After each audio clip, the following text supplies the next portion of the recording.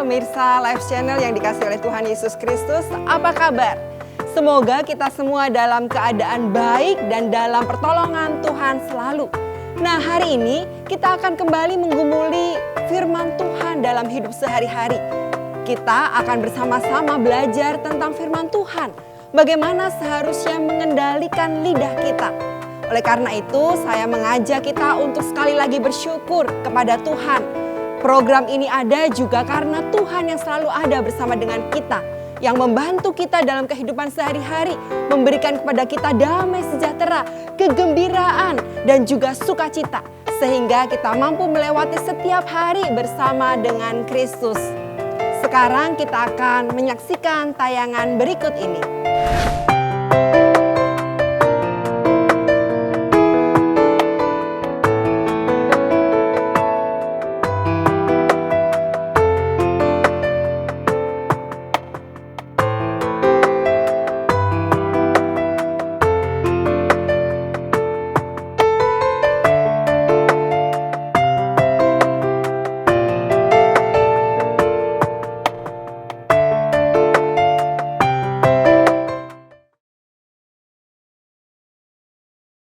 Gimana?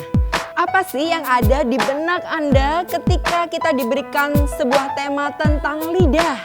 Pemirsa yang terkasih dalam Tuhan Yesus Kristus, saya mengajak kita untuk kembali mengingat apa yang terjadi di media sosial beberapa tahun belakangan ini. Ketika ada satu orang yang nyinyir, ia mengatakan begini di media sosialnya, benci banget sama ibu-ibu hamil yang tiba-tiba datang minta duduk. Ya gue tahu lo hamil, tapi please berangkat dong pagi-pagi ke stasiun yang jauh sekalian biar dapet tempat duduk. Gue aja gak hamil, bela-belain berangkat pagi demi dapet tempat duduk. Nah, kalimat-kalimat sederhana ini nampaknya bukan kalimat yang bisa jadi menyakitkan buat hati kita. Tetapi kalau kita berada dalam posisi seorang ibu yang dikatain seperti ini, gimana rasanya?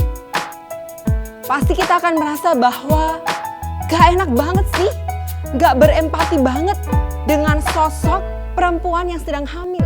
Pemirsa yang terkasih dalam Tuhan Yesus Kristus, ingat, yang namanya perkataan itu bisa verbal, bisa juga non-verbal. Dan hati-hati, kadang-kadang mungkin kita tidak sadar. Tetapi faktanya adalah perkataan kita, baik itu verbal maupun non-verbal, menjadi sesuatu yang bisa membuli banyak orang di sekitar kita.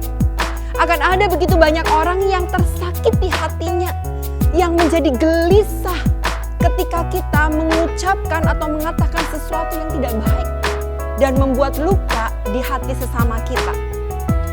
Pemirsa yang terkasih dalam Tuhan Yesus Kristus, bullying secara verbal bisa terjadi dalam bentuk mengejek, menertawakan, atau menyindir seseorang karena kelemahan-kelemahannya. Sesuatu yang sederhana. Tetapi ketika ini terjadi, maka dampaknya tidak sederhana. Atau kita juga melihat bahwa ada begitu banyak bullying dalam bentuk verbal. Pemirsa yang terkasih dalam Tuhan Yesus Kristus, dampak bagian ini yang akan kita gumulkan bersama-sama. Sebab ternyata dampak yang dihasilkan tidak pernah mudah. Anak-anak terutama yang menjadi korban bullying masih merasakan dampak negatif terhadap kesehatan psikis mereka, mental mereka, akibat peristiwa yang dialaminya lebih dari 40 tahun. Ini efeknya. Jadi kalau hari ini kita mengejek seseorang, menertawakan seseorang, maka bisa jadi 40 tahun kemudian bullying, peristiwa ini akan tetap diingat dalam kehidupannya.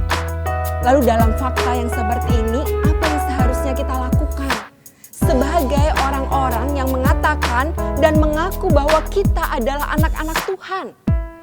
Anak-anak yang biasanya kita akan mengaku bahwa Tuhan ini anakmu loh. Tuhan ini karakter Kristus. Tapi apakah kita juga cermat dalam perkataan kita sebagai anak-anak yang mengaku anak-anak Tuhan. Pemirsa Live Channel yang terkasih dalam Tuhan Yesus Kristus, saya mengajak kita bergumul bersama-sama dalam sebuah tema membangun lidah, membangun perkataan. Menjaga lidah kita berarti menjaga perkataan kita. Dan kiranya Kristus selalu ada bersama dengan kita dalam permenungan kita pada hari ini.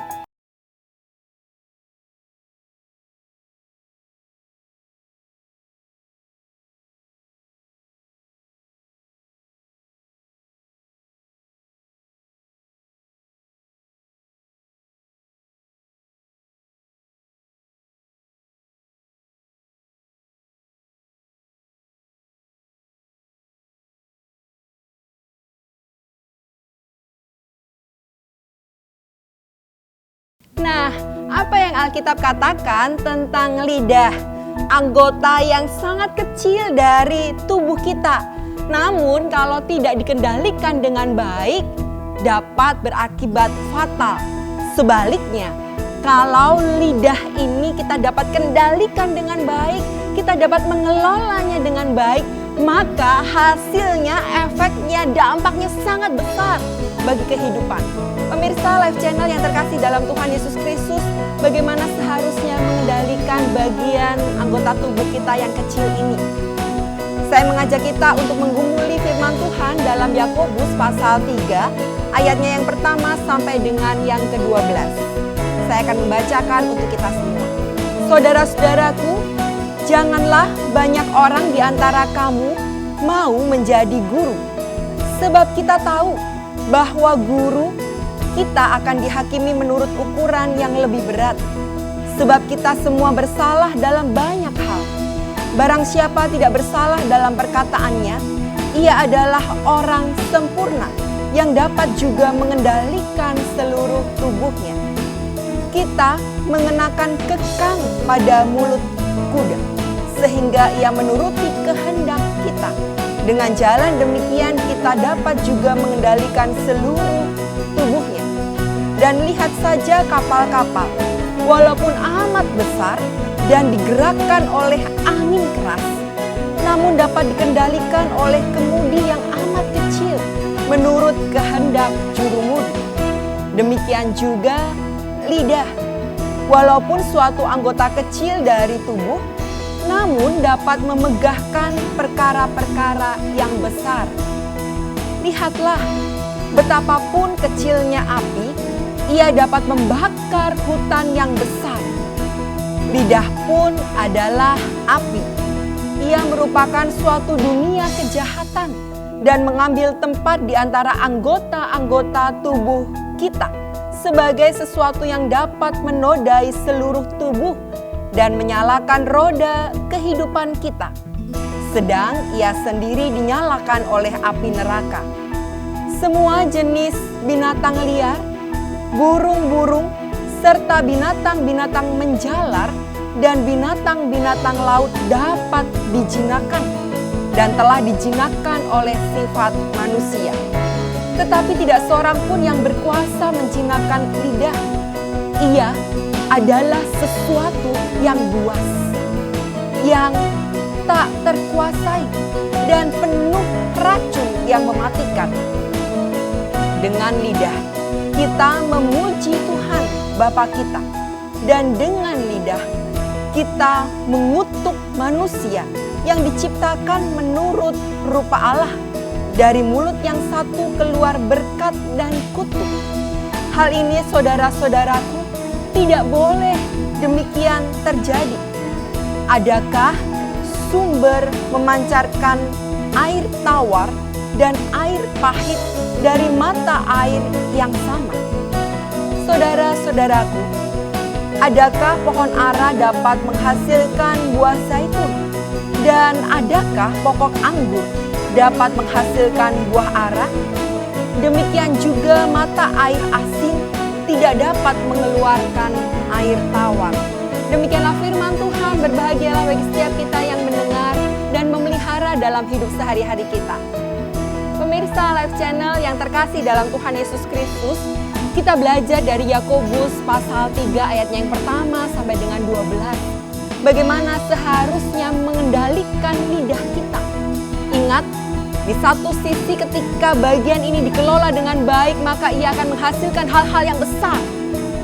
Bayangkan ketika Anda punya anak. Dan ketika anak Anda memiliki atau meraih prestasi dan kemudian Anda mengatakan, "Mama, Papa bangga banget sama kamu." Apa yang terjadi dalam benaknya, dalam psikisnya, dalam jiwa dan dalam hatinya. Ia akan menjadi seorang yang bersuka cita sebab ia diapresiasi.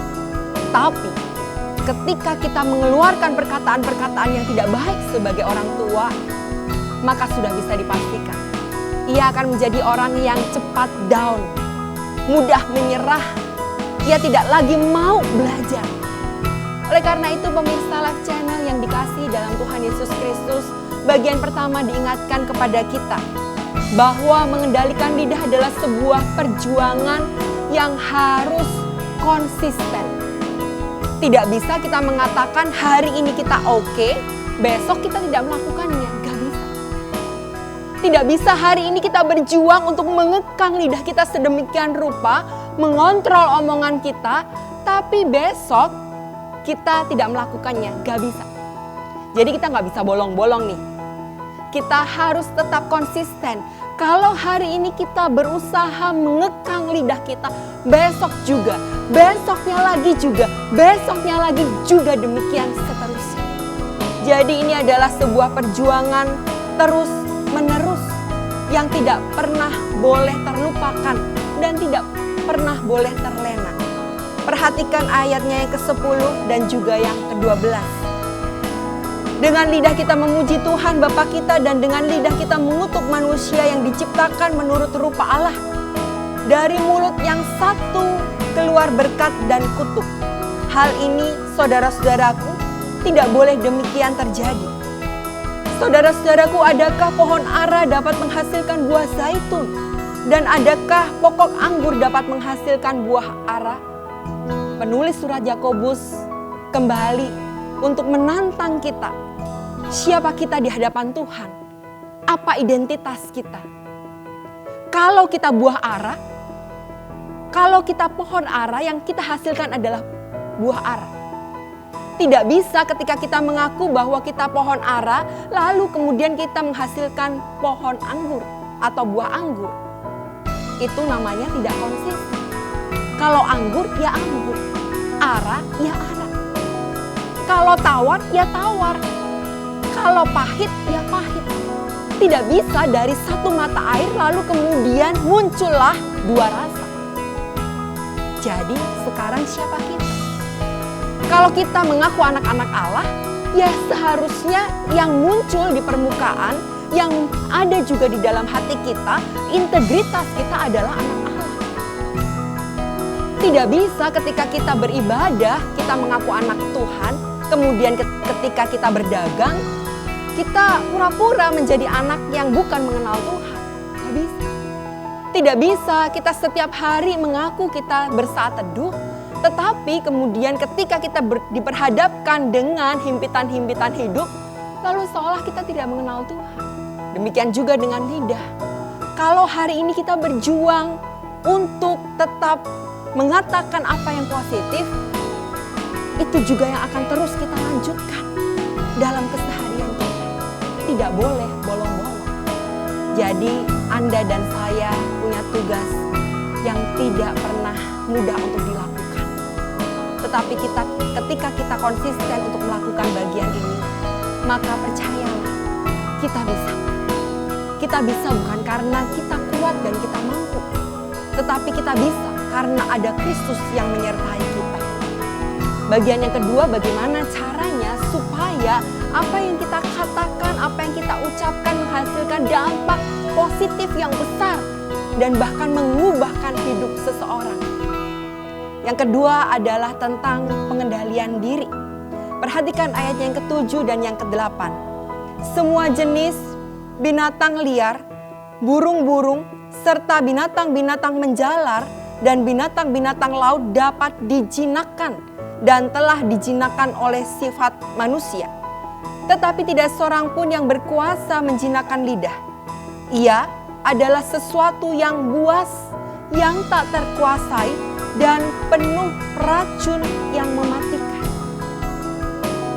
Jadi pemirsa yang terkasih dalam Tuhan Yesus Kristus, kalau kita tahu bahwa efek dari perkataan kita sangat besar, maka hati-hati dengan bagian ini. Kendalikan, tarik rem sekencang-kencangnya. Supaya jangan sampai kita berdalih, oh karena keceplosan, maaf ya. Ya orang mah gampang aja minta maaf. Tapi ternyata perkataan kita sudah membekas di hati seseorang.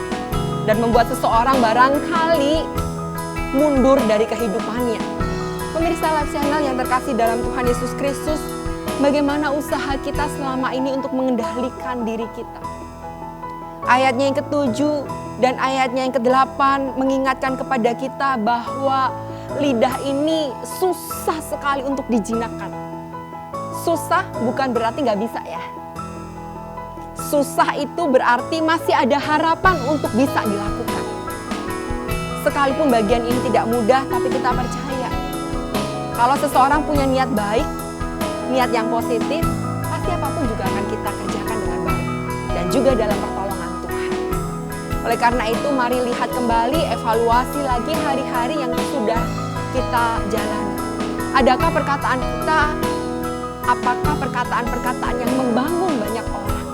Yang membuat orang lebih bergairah dalam hidupnya. Yang membuat orang lebih bersemangat. Yang membuat orang lebih jernih melihat dunia. Yang membuat orang mampu untuk berpikir lebih positif atau sebaliknya. Justru ketika kita mengatakan sesuatu, maka ada begitu banyak orang yang tersakiti. Ada begitu banyak orang yang semakin tidak bergairah. Ada begitu banyak orang yang memandang kehidupannya semakin negatif. Yang mana? Yang biasa kita lakukan. Pemirsa Live Channel yang terkasih dalam Tuhan Yesus Kristus, saya mengajak kita untuk berani mengevaluasi. Sebab ketika kita berani untuk mengevaluasi, maka kita berani juga untuk memperbaiki diri, bahkan melangkah untuk melakukan hal-hal yang lebih baik. Lidah adalah anugerah Tuhan. Oleh karena itu ketika kita masih dipercayakan untuk memilikinya, mari kelolalah kepercayaan ini dengan sangat baik. Sebab ketika kita membayangkan efek dampak, maka kita akan bersyukur kalau kita bisa mengelolanya dengan baik.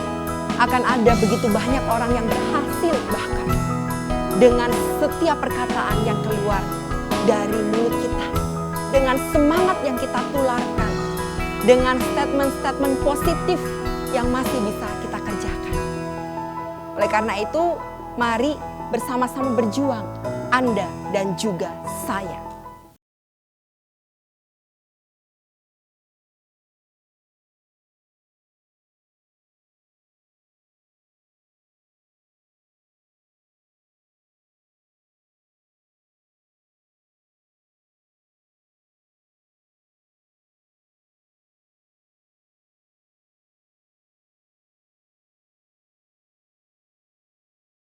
Pemirsa Live Channel, bagaimana hidup Anda? Bagaimana perkataan Anda? Apa yang sejauh ini sudah kita hasilkan melalui perkataan yang ada dan kita utarakan dalam hidup sehari-hari? Banyak orang menasihati kita. Ketika kita mau mengeluarkan sebuah perkataan, maka berpikirlah sekali lagi. Ketika kita diminta untuk berpikir sekali lagi, maka sesungguhnya kita diminta untuk mempertimbangkan lagi. Mempertimbangkan ulang. Membuat kira-kira dampaknya apa sih? Oleh karena itu saya mengajak kita untuk mengevaluasi. Think. T-nya berarti is it true? Apakah perkataan yang akan saya keluarkan adalah sebuah kebenaran? Atau jangan-jangan selama ini yang kita keluarkan adalah gosip, dan gosip. Atau kita mengeluarkan sesuatu yang justru menjatuhkan nama baik seseorang padahal faktanya enggak begitu. Yang kedua adalah H. Is it helpful? Apakah perkataan yang kita keluarkan itu memang ada gunanya? Atau yang sebenarnya ya cuman candaan yang pada akhirnya tidak terkontrol dan membuat banyak orang sakit hati? Is it helpful? Apakah benar-benar membantu banyak orang untuk mendapatkan jalan keluarnya, menginspirasi banyak orang? Atau sebetulnya sama sekali tidak menginspirasi? Yang ketiga, is it inspiring? Menginspirasi, menjadi teladan, menjadi contoh, menjadi sesuatu yang ketika orang mendengar perkataan kita, orang tuh bisa sampai bilang gini, wah iya ya, iya nih bener juga, wah thank you banget ya. Bisa sampai begitu loh. Kalau seseorang sampai bisa merespon seperti itu, berarti memang perkataan-perkataan kita itu inspiring, menginspirasi banyak orang. Selanjutnya, necessary. Is it necessary? Apakah ini memang butuh nggak ya diomongin? Atau sebenarnya bisa kok nggak usah diomongin juga nggak apa-apa, di-keep aja. Toh ya nggak terlalu banyak efeknya. Butuh nggak? Pemirsa Live Channel yang terkasih dalam Tuhan Yesus Kristus, masih ada begitu banyak hal yang kita kerjakan. Masih ada begitu banyak tanggung jawab yang ada dalam pundak kita. Oleh karena itu tidak perlu membuang waktu hanya dengan mengatakan hal-hal yang sebetulnya tidak perlu. Yang terakhir adalah is it kind? Apakah ini untuk kebaikan bersama? Apakah ini pada akhirnya berujung pada keindahan bersama? Atau sebetulnya ketika kita mengatakan sesuatu maka ego kita yang muncul. Ternyata ini buat prestasi saya aja, buat nama saya aja, buat supaya makin banyak orang yang bangga sama saya dan sebagainya. Apakah kita mencoba untuk kembali memikirkan orang lain dalam hidup kita? Pemirsa Live Channel yang terkasih dalam Tuhan Yesus Kristus, saya mengajak dan sekaligus menantang Anda dan juga menantang diri saya sendiri sebetulnya untuk mencoba mengevaluasi, berani mengevaluasi dengan cara begini. Beranikan diri Anda dan nanti juga saya untuk bertanya kepada anggota keluarga Anda setiap hari. Misalnya, kita akan mengatakan kepada anak kita, "Nak, menurut kamu, Mama hari ini ngomongnya udah bener belum? Atau ada sesuatu yang Mama ngomongnya gak enak ya?" Harus berani. Kalaupun memang faktanya adalah anak kita ternyata ngomongnya gini nih, tadi Mama nyinggung banget, ya gak apa-apa, harus kita terima. Namanya juga mengevaluasi. Harus berani bertanya kepada orang lain tentang keberadaan kita. Termasuk juga dengan perkataan-perkataan yang sudah kita lontarkan. Supaya apa? Supaya kita dibantu untuk memperbaiki diri. Dan seusai kita bertanya, kita juga harus mengatakan kepada anak kita begini, "Bantu Mama ya. Kalau ada perkataan-perkataan Mama yang gak baik, kamu segera ingetin. Jangan langsung buru-buru disimpan di hati, segera ingetin. Supaya Mama juga segera minta maaf." Berani Anda melakukan ini? Semoga kita diberikan kemampuan sekaligus juga keberanian untuk melakukan bagian ini. Sebab di ujung dari semuanya ini untuk hormat dan kemuliaan nama Tuhan. Pemirsa Live Channel, saya mengajak kita untuk bersatu di dalam doa, memohon pertolongan Kristus supaya firman Tuhan tidak sekedar kita dengarkan, tetapi kita dimampukan untuk mengambil komitmen melakukannya dalam hidup sehari-hari. Mari kita bersatu di dalam doa. Ya Allah, kami bersyukur untuk lidah yang Tuhan berikan dan percayakan kepada kami. Kami bersyukur karena Tuhan begitu baik. Kami bersyukur karena Engkau selalu hadir dalam hidup kami. Oleh karena itu, ajari kami untuk mengendalikan lidah kami, bahkan mengelolanya, sehingga menjadi berkat bagi banyak orang. Melalui perkataan kami dapat memberikan semangat kepada banyak orang di sekeliling kami. Ini doa kami ya Allah, berikanlah kepada kami kemampuan di dalam pertolongan Kristus. Di dalam nama Tuhan Yesus Kristus kami berdoa dan mengucap syukur. Amin. Pemirsa Live Channel yang Tuhan Yesus Kristus kasihi, Semoga dalam renungan hari ini kita mendapatkan sebuah energi yang positif. Kita mendapatkan sebuah semangat yang baru untuk memperbaiki diri kita dengan lebih baik. Sebab ketika kita mampu untuk memperbaiki diri kita lebih baik, termasuk juga dengan lidah kita, maka percayalah apa yang sedang kita kerjakan menjadi berkat bagi banyak orang, menjadi semangat inspirasi bagi banyak orang di sekitar kita. Tuhan Yesus memberkati kehidupan kita bersama. Amin.